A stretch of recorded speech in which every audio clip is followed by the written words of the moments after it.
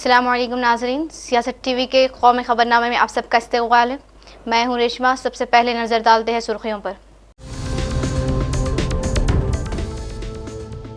वफूद से मुलाकात के बाद किया वज़ीर आज़म अब तमाम सियासी जमातों को एतमाद में लेंगे, जयराम रमेश का सवाल। ऑपरेशन सिंदूर और खारजा पॉलिसी पर पार्लिमानी बहस कराने का किया मुतालिबा।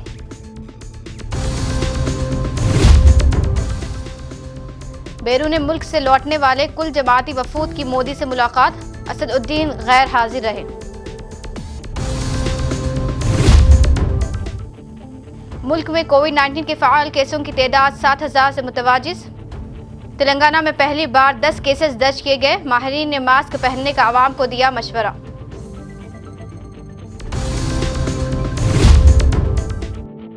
राजा रघुवंशी कत्ल केस का मामला हल, चारों मुल्जिमान ने अपने जुर्म का एतराफ़ किया। शेलोंग कोर्ट में किया गया पेश। तो ये थी सुर्खियाँ। अब बढ़ते हैं खबरों की तफसील की जानिब। दुनिया को दहशतगर्दी पर हिंदुस्तान का पैगाम और नज़रिया वाज़ेह करने के बाद वतन वापस लौटने वाले सातों कसीरुल जमाती वफूद के अरकान ने मंगल के रोज़ वज़ीर आज़म नरेंद्र मोदी से मुलाकात की और मुख्तलिफ ममालिक में अपनी मीटिंगों और बातचीत की तफसीलात से आगाह किया। वज़ीर आज़म मोदी ने मुख्तलिफ ममालिक के दौरे पर गए वफूद के अरकान की अपनी रिहाइशगाह 7 लोक कल्याण मार्ग पर मेज़बानी की। वफूद के अरकान ने मुख्तलिफ ममालिक में सियासी क़यादत, मुख्तलिफ शोबों के माहिरीन, तंजीमों, थिंक टैंक्स, मीडिया और हिंदुस्तानी बरादरी के साथ अपनी मुलाकातों और बातचीत से वज़ीर आज़म को आगाह किया। वाज़ेह है कि पहलगाम में 22 अप्रैल को एक खौफनाक दहशतगर्दाना हमला हुआ था, जिसके बाद सिक्योरिटी फोर्स ने ऑपरेशन सिंदूर शुरू किया था। इसके बाद मुख्तलिफ ममालिक को भेजे गए वफूद ने वहाँ के रहनुमाओं को हिंदुस्तानी मौक़िफ़ से आगाह किया। ताहम हैदराबाद के MP असद वज़ीर आज़म से मिलने के लिए नहीं आए। ज़राए का कहना है कि अपने करीबी रिश्तेदार के अस्पताल में दाखिल होने के सबब अवैसी इनकी इयादत के लिए अचानक दुबई चले गए थे। कांग्रेस ने वज़ीर आज़म नरेंद्र मोदी से कौमी सलामती, खारजा पॉलिसी, पहलगाम हमले और ऑपरेशन सिंदूर के बाद के हालात पर कई अहम सवालात उठाए हैं। पार्टी के सीनियर रहनुमा जयराम रमेश ने मुतालबा किया है कि वज़ीर आज़म अब तमाम सियासी जमातों के रहनुमाओं को एतमाद में लें और आइंदा पार्लिमानी मानसून इजलास में इन मामलात पर तफसीली बहस कराएं। जयराम रमेश ने एक्स पर एक पोस्ट में लिखा है कि वज़ीर आज़म मोदी इन 7 पार्लिमानी वफूद से मुलाकात कर चुके हैं, जिन्हें 32 ममालिक में भेजा गया था, ताकि वो ऑपरेशन सिंदूर के बाद आलमी सतह पर हिंदुस्तान का मौक़िफ़ वाज़ेह करें। इन्होंने सवाल किया कि अब क्या वज़ीर आज़म इन मामलात पर एक ऑल पार्टी मीटिंग बुलाएंगे ताकि चीन, पाकिस्तान और स्ट्रेटेजिक इंकशाफात पर एतमाद साजी हो सके।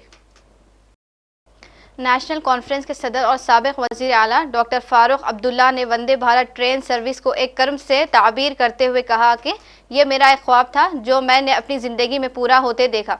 इन्होंने कहा कि इस ट्रेन से सियाहत को फ़रोग़ मिलेगा और हमारे कारोबार भी बढ़ेगा। मौसूफ सदर ने इन बातों का इजहार किया कि वंदे भारत ट्रेन के ज़रिए कटरा से वापस श्रीनगर आने पर के साथ बात करते हुए किया। मंगल के रोज़ वंदे भारत एक्सप्रेस, जो कश्मीर को मुल्क के बाकी हिस्सों से जोड़ती है, के ज़रिए कटरा पहुँचे थे। ये इनका इस रेल में किया जाने वाला पहला सफ़र था। मुल्क के मुख्तलिफ हिस्सों में गुज़िश्ता 24 घंटों के दौरान कोरोना वायरस के 306 नए मामले सामने आए हैं और इसके बाद इस इन्फेक्शन के एक्टिव केसेस की तादाद बढ़कर 7,121 हो गई है। सेहत और ख़ानदानी बहबूद की मरकज़ी वजारत की जानिब से जारी करदा एदाद व शुमार के मुताबिक इस दौरान कोविड-19 से 6 मरीज़ की मौत हुई। इस इन्फेक्शन की वजह से केरला में 3, कर्नाटक में 2 और महाराष्ट्र में 1 मरीज़ की मौत हो गई। पहली बार रियासत तेलंगाना में भी कोरोना के 10 केसेस दर्ज किए गए हैं। मुसलसल बढ़ती तादाद को देखकर माहिरीन सेहत ने कोविड से मुतालिक हिदायत पर अमल करने की अपील की है। इसमें मास्क पहनना, बार बार हाथ धोना और हुजूम वाले इंडोर जगहों से गुरेज करना शामिल है, ख़ास तौर पर इन इलाकों में जहां केसेस बढ़ रहे हैं। नेज़ मौसमी वायरल बुखार के फैलने के साथ सेहत के पेशेवर अफराद ने कोविड-19 को दूसरे इन्फेक्शन से अलग करने की ज़रूरत पर जोर दिया है। दिल्ली के कालकाजी में नोटिस की मियाद ख़त्म होने के साथ ही चारशंबे की सुबह सवेरे बुलडोज़र कार्रवाई शुरू हो गई। हाईकोर्ट से मंजूरी मिलने के बाद कालकाजी है ज़मीन कैंप की जगह बस्ती में 1200 घरों को मुनहदिम किया जा रहा है। एहतजाज के अंदेशे को देखते हुए मौके पर कसीर तादाद में सलामती एहलकारों को तैनात किया गया। दिल्ली पुलिस के साथ ही नीम फौजी दस्तों के जवान भी मौके पर मौजूद हैं। डीडीए के तरफ से यहां 3 दिनों के अंदर झुग्गी झोपड़ियों को खाली करने का नोटिस छिपा किया गया था। इन्हदामी कार्रवाई को लेकर इलाके के लोगों से शदीद गम व गुस्सा पाया जाता है। एक दिन पहले ही आम आदमी पार्टी के रहनुमाओं और कारकुनों ने यहां एहतजाजी मुजाहरा किया। साबिक वजीर आला आतिशी मुरलीना को हिरासत में ले लिया गया था। बुलडोजर कार्रवाई की शुरुआत के बाद आतिशी ने वजीर आला रेखा गुप्ता को याद दिलाया कि इन्होंने कहा था कि मकान दिए बगैर झुग्गियों को नहीं तोड़ा जाएगा। आतिशी ने इस कार्रवाई पर कड़ी तनकीद करते हुए कहा कि सुबह 5 बजे से बेजमीन कैंप में ही बीजेपी का बुलडोजर चलना शुरू हो गया। चीफ मिनिस्टर रेखा गुप्ता ने 3 दिन पहले कहा था कि एक भी झुग्गी को तोड़ा नहीं जाएगा, तो फिर बेजमीन कैंप पर बुलडोजर क्यों चल रहे हैं। इनका कहना था कि बीजेपी जानबूझकर गरीबों को बेघर कर रही है। 3 दिन पहले रेखा गुप्ता जी ने कहा था कि किसी भी झुग्गी को तोड़ा नहीं जाएगा, किसी भी गरीब के घर को छुआ नहीं जाएगा।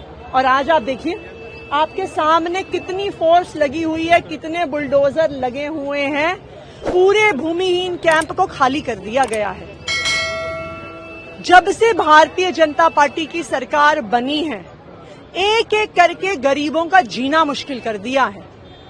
लंबे लंबे पावर कट हो रहे हैं, गरीब इन्वर्टर कहां से खरीदेगा। बिजली का दाम बढ़ा दिया है, अब पानी का दाम बढ़ने वाला है।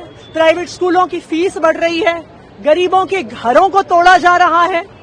क्या चाहती है भारतीय जनता पार्टी? क्या भारतीय जनता पार्टी चाहती है कि गरीब दिल्ली से भाग जाएं? क्या भारतीय जनता पार्टी चाहती है कि इन झुग्गियों में रहने वाले यूपी बिहार के जो लोग आते हैं दिल्ली में काम की तलाश में, क्या वो सब लोग यूपी बिहार वापस चले जाएं? लेकिन मुख्यमंत्री करीब कानूनी रूप से किसी को भी मतलब हटाया नहीं जा रहा है। जो गैर कानूनी रूप से अतिक्रमण करके बसे हैं उन्हें हटाया जा रहा है। भूमिहीन कैंप के निवासी यहाँ पे 20 साल, 30 साल, 40 साल से रह रहे हैं। जब चुनाव का समय आता है तब कहते हैं जहां झुग्गी वहीं मकान देंगे। चुनाव जीतने के बाद बुलडोजर चलाते हैं। कहते हैं कि कोर्ट का ऑर्डर है, कोर्ट का ऑर्डर है। भाई कोर्ट से ऑर्डर कौन लेके आया? कोर्ट से ऑर्डर भारतीय जनता पार्टी की डीडीए लेके आई, भारतीय जनता पार्टी की दिल्ली सरकार लेके आई, भारतीय जनता पार्टी की डूसिब लेके आई। इन गरीबों के खिलाफ बड़े बड़े वकील पेश करती है भारतीय जनता पार्टी, और ऐसा लगता है कि वो दिल्ली से गरीबों को हटाना चाहती है, भगाना चाहती है। पटना हाउस में भी ऐसी कार्रवाई होने वाली है, क्या उसके लिए आप लोग कोर्ट का रुख करेंगे कि उस पर अभी रोक लगेगा? जैसा मैंने कहा, भारतीय जनता पार्टी जहां पर भी गरीब को देखती है, गरीब का घर तोड़ने में, गरीब की जिंदगी उजाड़ने में हर संभव कदम उठाती है। आप लोग विरोध करेंगे पटना हाउस? बिल्कुल, हम जहां जहां पे भी गरीबों के साथ अत्याचार होगा हम उनके साथ खड़े। राजा रघुवंशी के कत्ल के चारों मुलजिमीन ने जुर्म कबूल कर लिया है। पूछगछ के दौरान मुलजिमान ने बताया कि इन्होंने राजा रघुवंशी का कत्ल किया है और कत्ल के बाद इसकी लाश गहरी खाई में फेंक दी थी।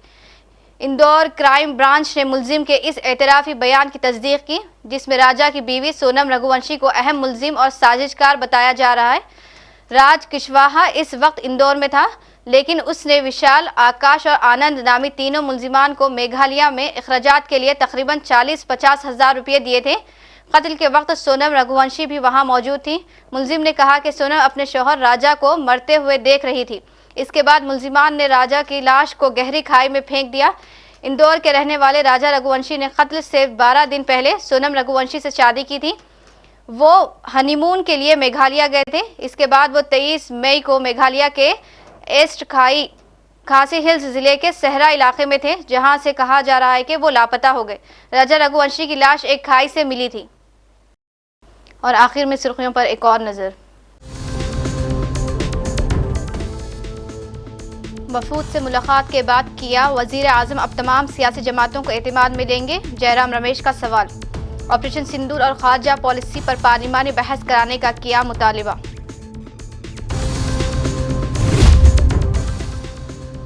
बैरून मुल्क से लौटने वाले कुल जमाती वफूद की मोदी से मुलाकात, असदुद्दीन गैर हाजिर रहे।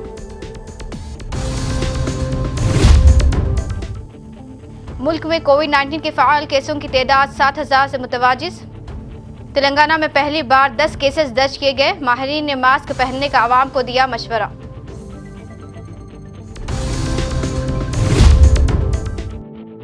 राजा रघुवंशी कत्ल केस का मामला हल, चारों मुल्जिमान ने अपने जुर्म का इतराफ़ किया, शेलोंग कोर्ट में किया गया पेश। इसी के साथ कौमी खबरनामा इख्तिताम को पहुंचता है। मुझे दीजिए इजाज़त। अल्लाह हाफिज़।